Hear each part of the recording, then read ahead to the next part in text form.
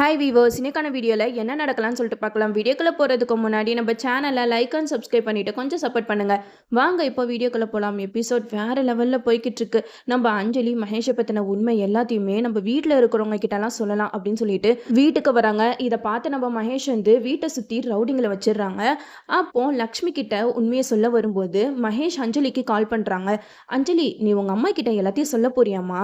கொஞ்சம் வீட்டுக்கு வாசலில் பாரு, ஒருத்தன் நிற்கிறானா, உங்கள் அம்மா கிட்ட தண்ணி கேட்பானே, அவன் பாக்கெட்ல என்ன இருக்கு தெரியுமா? நீ மட்டும் என்னை பத்தின உண்மையெல்லாம் சொல்லணும்னு நினைச்சனா உங்க அம்மா உயிருக்கு உத்தரவாதமே கிடையாது அப்படின்னு சொல்லிட்டு அஞ்சலி கிட்ட மிரட்டிட்டு இருக்காங்க. இதை பார்த்து அஞ்சலிக்கு அவங்க அம்மா கிட்ட என்ன சொல்றதுன்னே தெரியல. அந்த சைடு முருகன் கிட்ட ஒருத்தவங்க அட்ரஸ் கேட்டுட்டு இருப்பாங்க. அப்போ மகேஷ் சொல்லுவாங்க, என்ன முருகன் கிட்ட சொல்ல போறியா? சொல்லு ஒருத்தர் அட்ரஸ் கேட்டுட்டு இருக்காருல, அவரும் என்னோட ஆளு தான் அப்படின்னு சொல்றாங்க. அப்போ அஞ்சலிக்கு என்ன பண்றதுன்னே ஒண்ணுமே புரியல. நம்ம யார்கிட்ட தான் உண்மையை சொல்றது அப்படின்னு சொல்லிட்டு வீட்டுல இருந்து விறுவிறுன்னு ஓடி வராங்க. அங்க கடையில துளசி, வெற்றி இவங்க 2 பேரையுமே பார்த்து இவங்க கிட்டயாவது நம்ம உண்மையை சொல்லுவோம்னு சொல்லிட்டு போறாங்க. ஆனா அப்பயும் மகேஷ் வந்து எந்த உண்மையுமே சொல்ல விடல. அப்போ அஞ்சலியை பயங்கரமா மிரட்டுறாங்க. ஒரு ஃபோன் கால் வருது. அதுல மகேஷ் தான் பேசுறாங்க. என்ன அஞ்சலி, உங்க அக்கா மாமா கிட்ட சொல்ல போறியா? நீ மட்டும் என்னை பத்தின விஷயத்த சொன்ன, அடுத்து என்ன நடக்கும்ன்றது உனக்கே தெரியும் அப்படின்னு சொல்றாங்க. அதுக்கு அஞ்சலி மகேஷை பயங்கரமா திட்டுறாங்க. மகேஷ், நீ ரொம்ப எல்லை மீறி போய்கிட்டு இருக்க. ஒரு நாள் இல்ல ஒரு நாள் உன்னை பத்தின விஷயம் எல்லாத்துக்குமே தெரிய வரும். அப்போ இருக்குடா உனக்கு அப்படின்னு சொல்றாங்க. அப்போ மகேஷ் சொல்றாங்க, அதெல்லாம் இருக்கட்டும், எனக்கு தேவை நீ மட்டும்தான். எனக்கு மற்றவங்கள பத்திலாம் கவலை கிடையாது. ஆனா நீ மட்டும் என்னை பத்தின உண்மையெல்லாம் சொன்ன, அவ்வளவுதான். அவங்க யாருமே உயிரோட இருக்க மாட்டாங்க.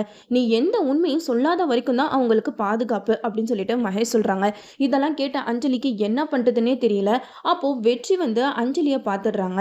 மகேஷ் வந்து போன்ல அஞ்சலி கிட்ட சொல்றாங்க, இங்க பாரு அஞ்சலி, சமத்து பிள்ளையா, நான் ஒரு கார் அமைச்சிருக்கேன் பாரு, அந்த ரெட் கலர் கார்ல டோர் ஓப்பன்ல தான் இருக்கு. நீ அழகா அதுல ஏறி உட்காந்து நம்ம வீட்டுக்கு வந்துருமா அப்படிங்கிற மாதிரி மகேஷ் வந்து அஞ்சலி கிட்ட சொல்றாங்க. அஞ்சலிக்கு என்ன பண்றதுன்னே தெரியல. வெற்றி வேற பார்த்துடுறாங்க மகேஷ் கிட்ட. அஞ்சலி சொல்றாங்க, இங்க பாரு மகேஷ், மாமா என்னை பார்த்துட்டாங்க, அவங்க கிட்ட பேசாம வர முடியாது. நான் உன்னை பத்தின உண்மையெல்லாம் சொல்ல மாட்டேன், தயவு செஞ்சு என்னை டார்ச்சர் பண்ணாம அமைதியா இரு அப்படின்னு சொல்லிட்டு மகேஷ் கிட்ட அஞ்சலி சொல்லிடுறாங்க. வெற்றி வராங்க. என்னாச்சு அஞ்சலி, எதுக்காக ஓடி வந்த அப்படின்னு சொல்லிட்டு கேட்கும்போது அஞ்சலி மழுப்பிடுறாங்க. இல்லை மாமா, மகேஷ் தான் கார் அமுச்சு விட்டாரு, நான் வந்து ஒரு வேலை விஷயமா வந்தேன், இப்போ அந்த வேலை முடிஞ்சிருச்சு, இப்போ நான் வீட்டுக்கு போகிறேன் அப்படின்னு சொல்கிறாங்க. ஆனால் துளசிக்கு எதுவுமே நம்பவே முடியல. என்ன அஞ்சலி, ஏன் ஒரு மாதிரி பதட்டமாக இருக்க? இந்த மாதிரி டைமில் நீ ஓடி வரவே கூடாது, எதுக்காக நீ ஓடி வந்த அப்படின்னு சொல்லும்போது அஞ்சலி சொல்கிறாங்க, இல்லைக்கா அது ஒன்றும் இல்லை, சரி எனக்கு டைம் ஆகுது, நான் வந்து வீட்டுக்கு போகிறேன் அப்படிங்கிற மாதிரி சொல்கிறாங்க. அஞ்சலி ஒரு நிமிஷம் இல்லை, எப்பயுமே அக்காவை பார்த்தனா அக்கா ஐஸ்கிரீம் சாப்பிடலாமா, அது சாப்பிடலாமா, இது சாப்பிடலாமான்னு சொல்லிட்டு கேட்டுக்கிட்டே இருப்பேன். இப்போ என்ன வீட்டுக்கு போகிறதுலே குறியா இருக்க? காலில் சுடுதண்ணி ஊற்றின மாதிரி வேற பறந்துக்கிட்டு இருக்க, என்னாச்சுடா, ஏதாவது பிரச்சனையா அப்படின்னு சொல்லிட்டு துளசி வந்து அஞ்சலி கிட்ட கேட்குறாங்க.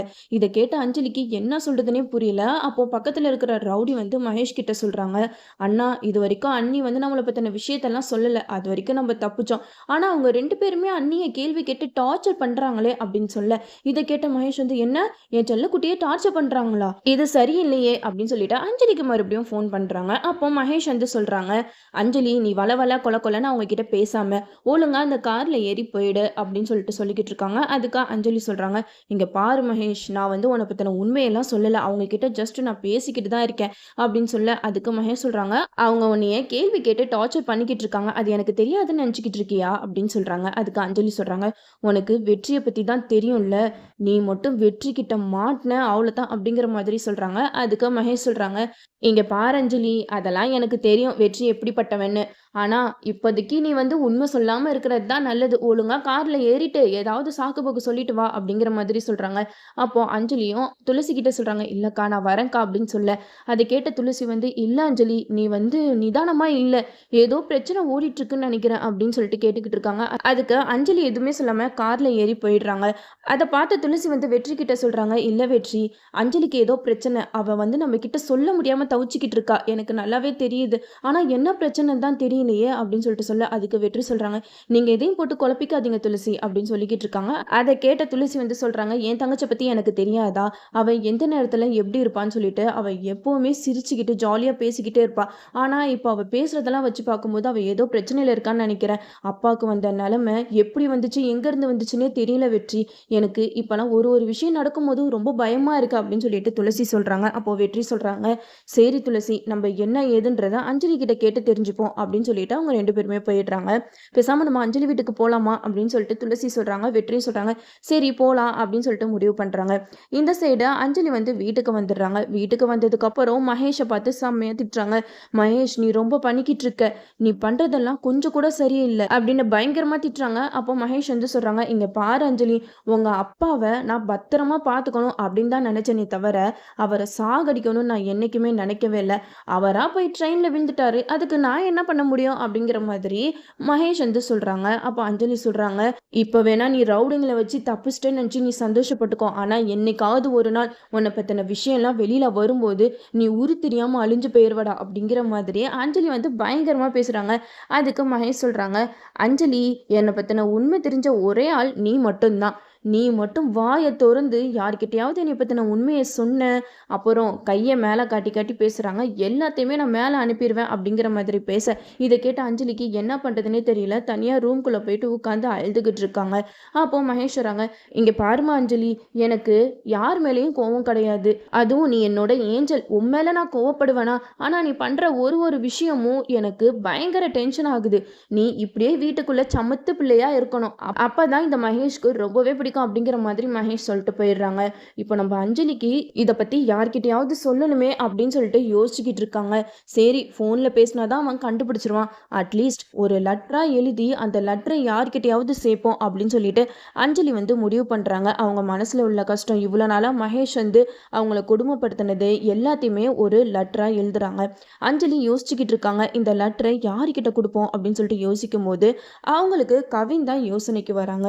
பேசாம நம்ம கவின் கிட்ட ஹெல்ப் கேட்போமா அப்படின்னு சொல்லிட்டு யோசிச்சுட்டு அதுக்கப்புறம் ஒரு பக்கம் யோசிக்கிறாங்க, வேணாம், நம்மளால அவன் உயிருக்கு ஏதாவது ஆபத்து வந்துருச்சுன்னா அப்புறம் அவ்வளோதான், அவனாவது ஏதாவது ஒரு மூலையில சந்தோஷமா இருக்கட்டும் அப்படின்னு சொல்லிட்டு அஞ்சலி நினச்சிக்கிட்டு இருக்காங்க. ஒரு பக்கம் இந்த விஷயத்தை பற்றி சொன்னாதான் நம்ம அப்பாவோட சாவுக்கு நியாயம் கிடைக்கும் அப்படின்னு சொல்லிட்டு வேற வழியே இல்லாமல் கவினுக்கு ஃபோன் பண்ணுறாங்க. அப்போது கவின் கால் அட்டன் பண்ணி பேசுகிறாங்க. என்ன அஞ்சலி, ரொம்ப நாளாக ஃபோனே காணா அப்படின்னு சொல்லிட்டு கேட்க, அப்போ அஞ்சலி பயங்கரமாக அழுகுறாங்க. என்னாச்சு அஞ்சலி, அழுகுறியா அப்படின்னு சொல்லிட்டு கவின் வந்து பேசுகிறாங்க.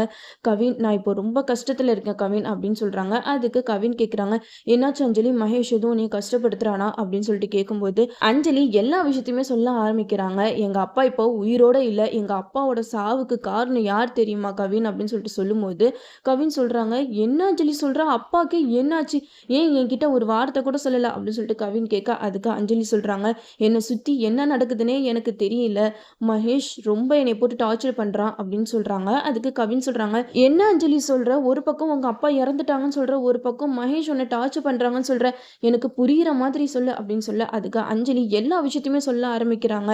இது மாதிரி சிவராமன் ட்ரெயினில் விழுந்து அடிபட்டது, மகேஷ் வந்து அஞ்சலியை கொடுமைப்படுத்தினது, எல்லா விஷயத்தையுமே ஒன்று விடாமல் சொல்கிறாங்க. இதெல்லாம் கேட்ட கவின் வந்து பயங்கரமாக ஷாக் ஆகுறாங்க.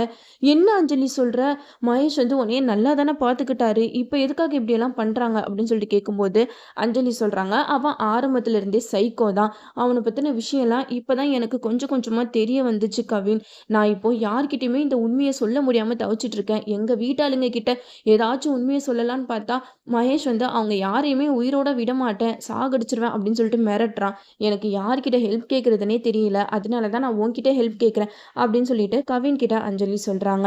இதை கேட்ட கவின் வந்து, அஞ்சலி நீ எதுக்குமே கவலைப்படாத, நான் வந்து எந்த விதத்தில் உனக்கு ஹெல்ப் பண்ண முடியுமோ கண்டிப்பாக நான் பண்ணுறேன் அப்படின்னு சொல்லிட்டு அஞ்சலிக்கு தைரியம் சொல்கிறாங்க. நீ தைரியமா இரு, நீ தைரியமான பொண்ணாச்சு, எப்பயும் நீ தைரியமாக தானே பேசிக்கிட்டு இருப்ப, நீ அழுகக்கூடாது அஞ்சலி, நீ எப்பயுமே போல்டாக தான் இருக்கணும் அப்படின்னு சொல்லிட்டு கவின் வந்து அஞ்சலிக்கு ஆறுதல் சொல்லுவாங்க. இதெல்லாம் கேட்ட அஞ்சலி வந்து கொஞ்சம் தைரியமாக உட்காந்துட்டு இருப்பாங்க. கண்டிப்பாக இந்த மகேஷை நான் சும்மா விட மாட்டேன் அப்படின்னு சொல்லிட்டு அஞ்சலி வந்து மனசில் நினச்சிருப்பாங்க. அப்படி இல்லைன்னா வெற்றிக்கிட்டையாவது அந்த லெட்டரை கொடுத்து மகேஷை பற்றின உண்மை எல்லாத்தையுமே அஞ்சலி லெட்டர் மூலமாக சொன்னால் சூப்பராக இருக்கும். சீக்கிரமாக இந்த மகேஷை பற்றின உண்மை எல்லாத்துக்குமே தெரிய வரணும், அப்போ தான் எபிசோட் வந்து வேறு லெவலில் போகும். நாமளும் வெயிட் பண்ணி பார்ப்போம். ஓகே வியூவர்ஸ், இந்த வீடியோ உங்களுக்கு பிடிச்சிருந்தா லைக் பண்ணுங்கள், மறக்காமல் நம்ம சேனலை சப்ஸ்கிரைப் பண்ணிடுங்க.